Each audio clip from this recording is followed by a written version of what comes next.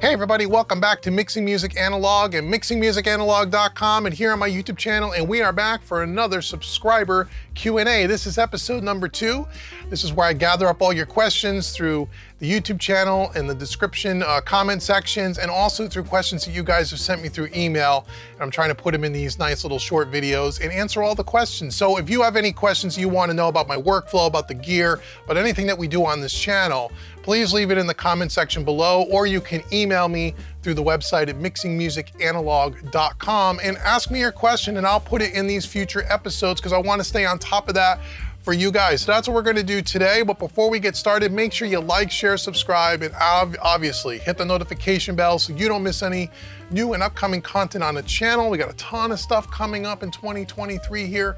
So make sure that you like, share, and subscribe. And again, if the channel helps you in any way, if it's informative to you and you're getting something out of this channel, please consider supporting what I do here by hitting the thanks button underneath this video. And again, all the links also in the description box for anything that I have in my studio or all down there. You can check out all the gear. Those are my Sweetwater affiliate links. So if you use those links to buy anything at all on Sweetwater, you're supporting what I do here. And I really do appreciate that. It really does help me a lot. And thank you in advance for all the guys and gals that have used those links. It really does help. Okay, so again, most of these questions have been asked multiple times over the last year and a half here. And so I'm just gonna mention the name of the person that wrote in this question last, but I can tell you these questions get asked all the time. So the very first question number 1, is from Lucas M.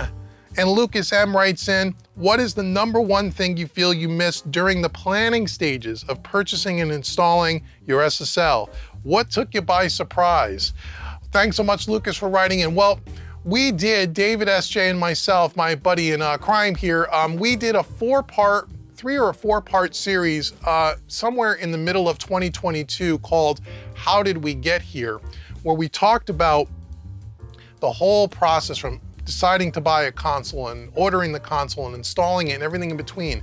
And we talked a lot about the planning stages here and the things that we got right, and most importantly, to help all of you, and especially Lucas, the things that we got wrong and the things that we missed. Go back and watch those videos. I think it's 3 or 4 videos in total. Really informative. A lot of people watch them, and it'll answer this question. But let me just tell you, if I have to say the number one thing that I felt that we missed during the planning stages, as well as we thought we planned, or I thought I planned, was the amount of cables that were required to do what we wanted to do.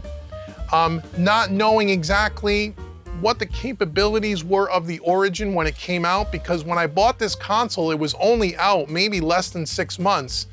There was nothing on YouTube talking about the Origin and what it could, it couldn't do. Even on the SSL website, there wasn't a lot of information at that time.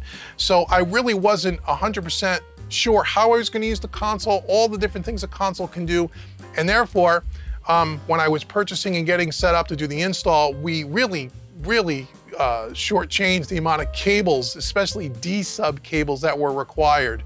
And so that was the number one thing, is that the cabling on the planning side.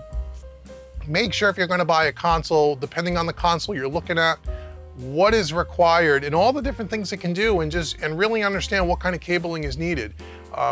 We started out buying, I think, 4 D-sub cables just to get audio in and out of the console, which worked. You can go back and watch the install videos, it worked. But very quickly I realized we had to go from 4 cables to, I don't know what we have now. Again, there is a video talking about how many cables we used and all the different ways we hooked it up. All I know is that it's dozens of cables at this point. And the cost of those cables, if you buy good quality cables, can get pretty expensive. We probably spent, I would have to say, at least 5,000 in cables, 5,000 bucks in cables, maybe even more than that. All the cabling that I'm using for the most part are all Mogami Gold and Jumper Z cables, so they're high quality cables, which I recommend. We could talk about that in another video. But that was probably the number one thing, Lucas, was probably the cabling and not understanding what the console was really capable of. And every time you wanted to do something different or another different routing option or whatever with the SSL, everything required 2 to 4 D-sub cables. And so that would be the number one thing. But go back and watch those videos because we go into a lot more detail. So hope that answers your question. Question number 2 comes in from Buzzfry 1960 from YouTube. I love that name, Buzzfry. And Buzzfry writes in, hey Dave, do you find that you are getting more mixing clients since you bought your SSL? I don't know that I'm convinced that making that large of an investment will generate enough business to make the investment worth it. This question in different forms have been asked of me before the console even arrived here. And people have asked me that all the time. So the quick answer to your question is yes. I'm mixing all the time for clients, all the time. I was getting inquiries and being offered to do mixing for people before the console was even completely installed and ready to go. As soon as we started the YouTube channel, which has been great. How many clients am I getting? Well, let me first say this, Buzzfry 1960. My whole goal around this was not to become a full-time mixing engineer. If you've been following me for any length of time, or if you know anything about me, you know that mixing music analog is just the latest thing that I'm doing. I have a full online education website for audio engineers and recording musicians called homerecordingmadeeasy.com. I have a mixing membership training website called mixingmadeeasy.net. Again, all the links will be in the description box below if you want to check that out.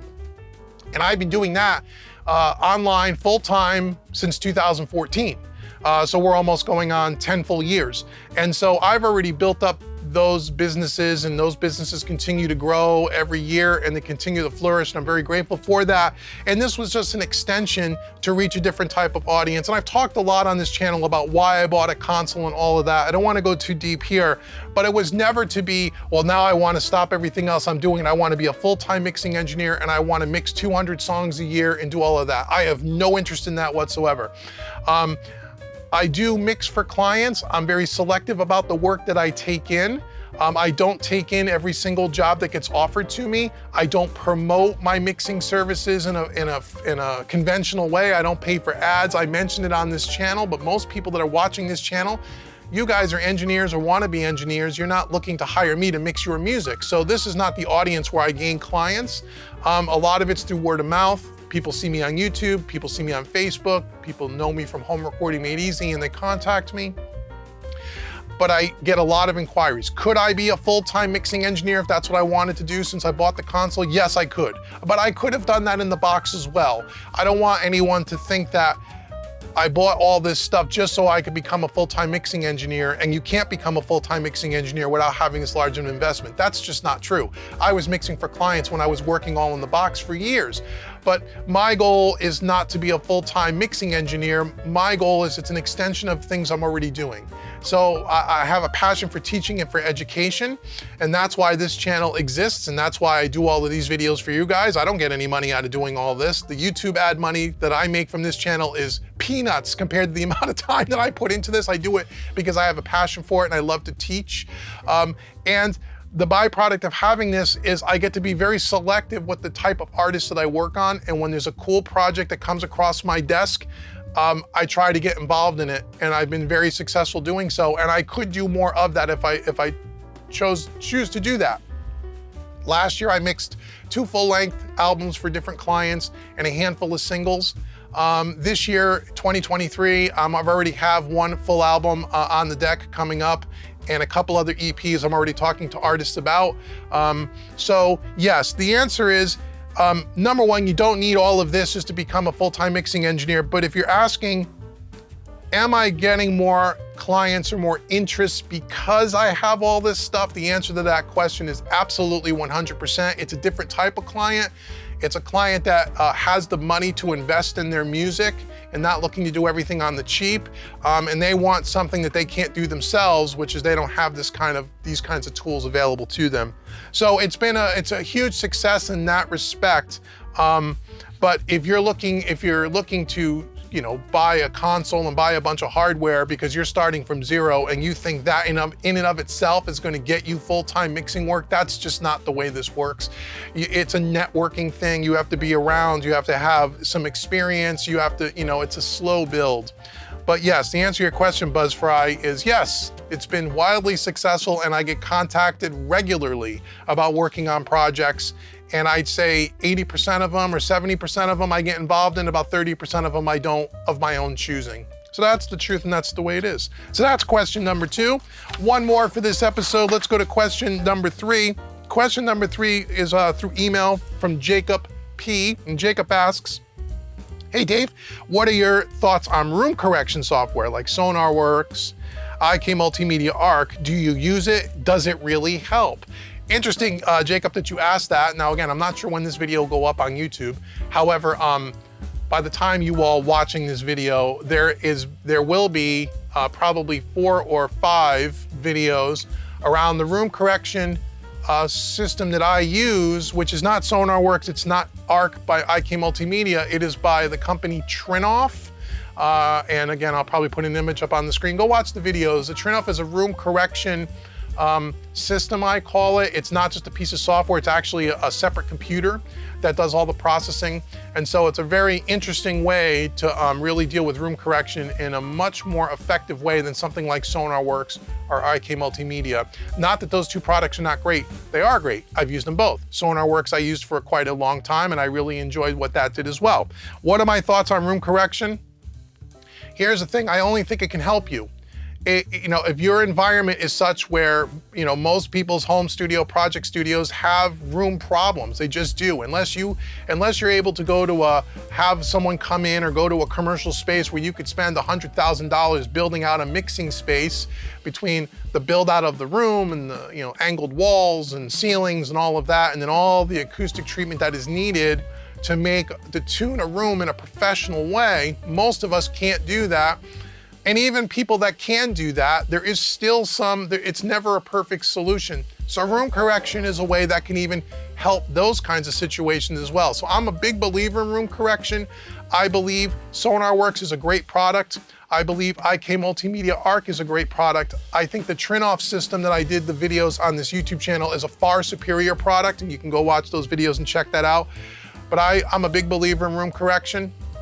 I think anything that you can do to allow yourself to hear your mixes the most accurate way possible so you can make the best mixing decisions to get mixes that translate better in different environments, as well as being able to mix in a more speedy way because you're not second guessing yourself, I'm a big believer in. So yes, Jacob, almost I don't know of any circumstance where I would say room correction couldn't help you.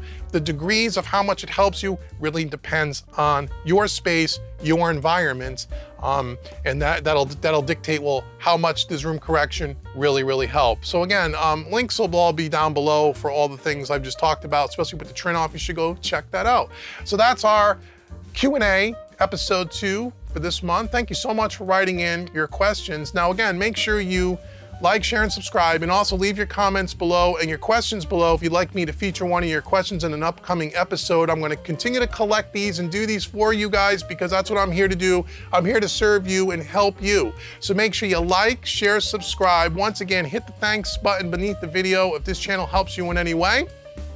All the links below, make sure you go check that out over at Sweetwater, and help out good old Uncle Dave here. Next time you buy something, buy it with one of those affiliate links. I really do appreciate it. And then last but certainly not least, check out mixingmusicanalog.com. If you want to know what I have going on over there and you want to know a little bit more about my mixing services, you can check that out. And then coming soon, sometime in mid-2023, depending on when you're watching this video, it could already be there, make sure you check out my hybrid mixing courses. There's a couple of courses that are coming in 2023 where we're gonna do some hybrid mixing. We're gonna do a full training course. You're gonna get multi-track files and mixing contests and a chance to win hardware and gear. So check out my hybrid mixing courses. Again, links will be in the description box below. And until the next Q&A video, I've been Dave with Mixing Music Analog and mixingmusicanalog.com. Thank you so very much for watching me today, everybody, and I'll see you guys soon.